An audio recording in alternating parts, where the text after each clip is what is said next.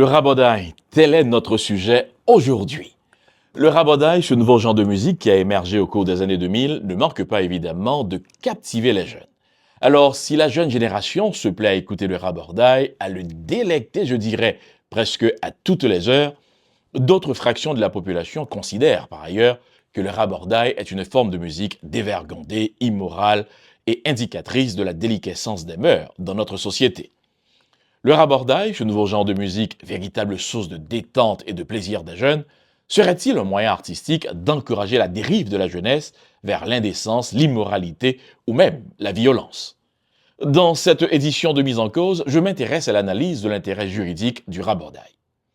Si vous nous rejoignez pour la première fois, soyez les bienvenus à Mise en cause.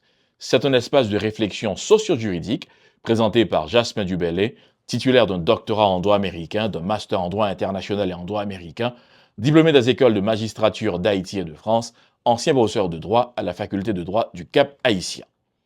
Le rabodaï occupe le centre des réflexions dans cette édition de Mise en cause. Quel est l'intérêt juridique du rabodaï? En fait, que signifie l'intérêt juridique d'une mode ou d'un phénomène social?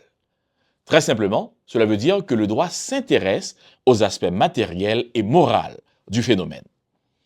Le premier aspect de l'intérêt juridique du rabodaï est l'aspect matériel.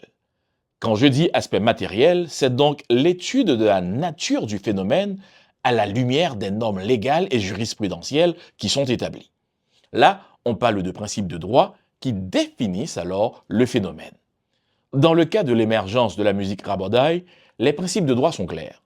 C'est la liberté d'expression, c'est la liberté artistique, le rejet de la censure, la démocratie participative, dans le sens de l'opinion citoyenne sur des sujets tabous ou des sujets qui incitent l'indignation populaire.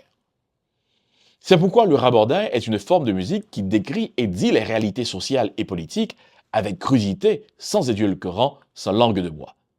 C'est la revendication de la jeunesse pour dire les choses telles qu'elles sont. Le second aspect de l'intérêt juridique du rabodaï, c'est l'aspect moral. Quand je parle d'aspect moral, je veux attirer l'attention sur l'influence du rabodaï sur les valeurs partagées au sein de la société. Rappelez-vous que si les principes sont universels, c'est-à-dire applicables de manière générale, les valeurs, quant à elles, sont personnelles. Voilà pourquoi, par rapport à l'échelle des valeurs, le rabodaï peut être défini comme une musique dévergondée et immorale par certains, car le choix de mots grossiers, suggestifs, peut évidemment tout à fait choquer. Toutefois, le choix des mots sales, grossiers, dans le rabodaï n'est pas immoral. Bien au contraire, c'est un choix qui correspond à la volonté morale de la jeunesse de saigner les plaies sociales pour mieux les penser. De plus, le rabodaï, comme toute autre forme de musique, est couverte par les libertés artistiques, la liberté d'opinion, la démocratie participative. Donc, juridiquement, le rabodaï n'est pas une forme de musique immorale.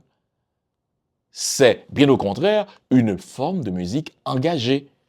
Ce n'est pas une musique pouvant être sanctionnée par les lois de moralité sociale, portant sur la décence publique ou la protection des enfants. Au regard du droit, c'est une musique engagée. C'est une forme de musique qui utilise la vulgarité, la grossièreté pour traduire et dire sans embâge l'indignation et les frustrations de la société actuelle. Le rabodaï est un genre de musique en vogue aujourd'hui. Le rabodaï permet-il à la jeunesse de rejeter l'hypocrisie des discours politiques? Dites-nous ce que vous en pensez.